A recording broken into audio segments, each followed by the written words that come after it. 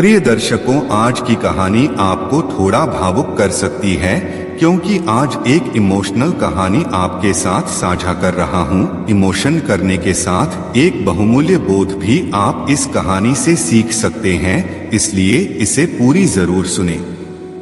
मित्रों, हर दिन एक भिखारी दरवाजे के पास आकर भीख मांगता था और घर का मालिक हमेशा घर के बाहर आते ही उसे देखकर फिर जाया करता। कई बार उसके लिए गालियां भी बकता। वो कहता, तू जिंदा ही क्यों है?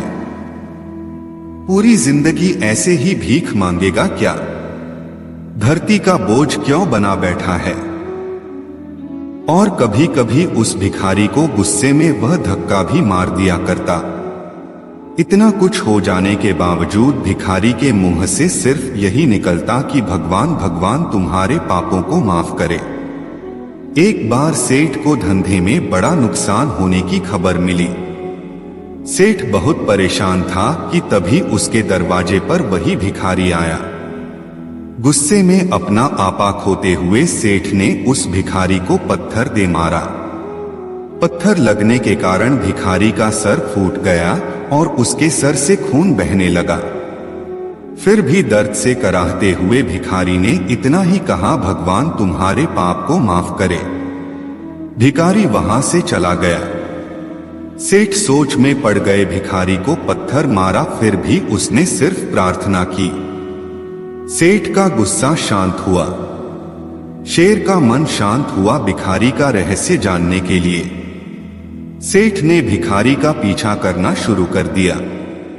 भिखारी जहां जहां जाता सेठ उसके पीछे जाता। सेठ ने देखा कि कोई उसको खाना देता, कोई उसको मारता, कोई अपमानित करता तो कोई गाली देता। लोग भिखारी के साथ चाहे जैसा व्यवहार करते, लेकिन भिखारी सबके लिए एक ही प्रार्थना करता, भगवान तुम्हारे पाप माफ करें। अब रात होने को आई थी। भिखारी अपने घर जाने के लिए लौटा। वो अपने घर पहुंच गया, लेकिन सेठ अब भी उसका पीछा कर ही रहा था। एक पुरानी टूटी हुई खटिया पर एक बूढ़ी औरत लेटी हुई थी, काफी कमजोर और बीमार लग रही थी। वह भिखारी की पत्नी थी। अपने पति को वापस आता देख वह खाट से उठ खड़ी हुई। पत्नी ने अपने पति के भीख वाले कटोरे में देखा, उसमें सिर्फ आधी बासी रोटी थी। उसे देखकर वह बोली, आज बस इतना ही मिला। और हाँ, आपके सिर से खून निकल रहा है, ये चोट कैसे लगी? बूढ़ा भिखारी बोला, आज बस इतना ही मिला, किसी ने कुछ दिया ही नहीं।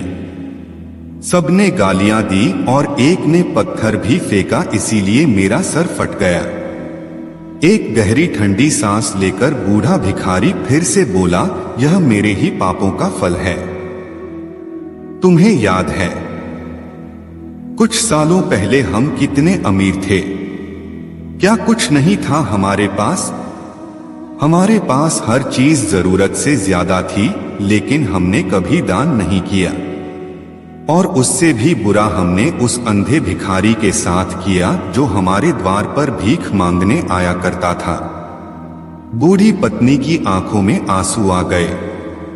वह बोली, हाँ, हम उस बेचारे अंधे के साथ बहुत बुरा करते थे, उसका अपमान करते थे, उसे खाने के लिए रोटी की जगह कागज दिया करते, उसका मजाक उड़ाया करते और कभी कभी मारा भी करते।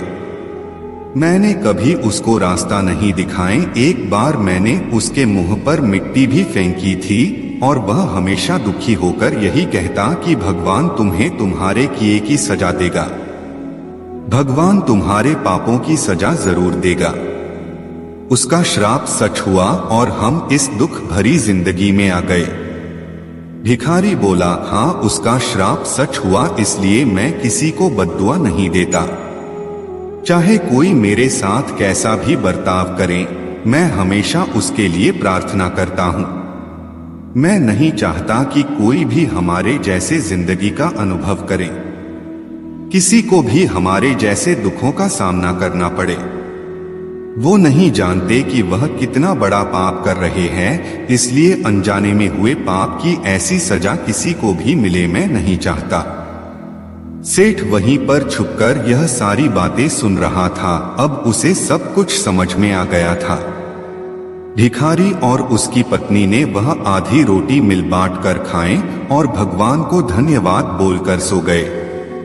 अगले दिन बड़ा भिखारी फिर से भीख मांगने गया। सेठ के घर के पास जाते हैं। सेठ ने पहले से गरम रोटियां उसके लिए निकाल कर रखी थी। उसे देते हुए सेठ विनम्रता से बोला, माफ कर दीजिए बाबा, उसे बहुत बड़ी गलती हो गई।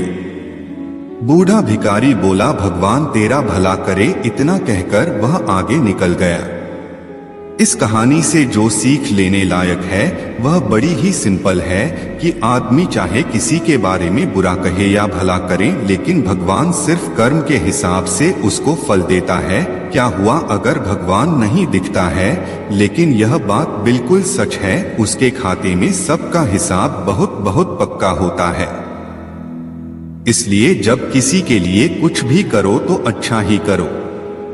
मित्रों, यह कहानी आपको कैसी लगी कमेंट में अपनी राय जरूर देना। मिलते हैं अगली वीडियो में एक नई कहानी ज्ञान चर्चा के साथ। आप सभी का बहुत बहुत धन्यवाद।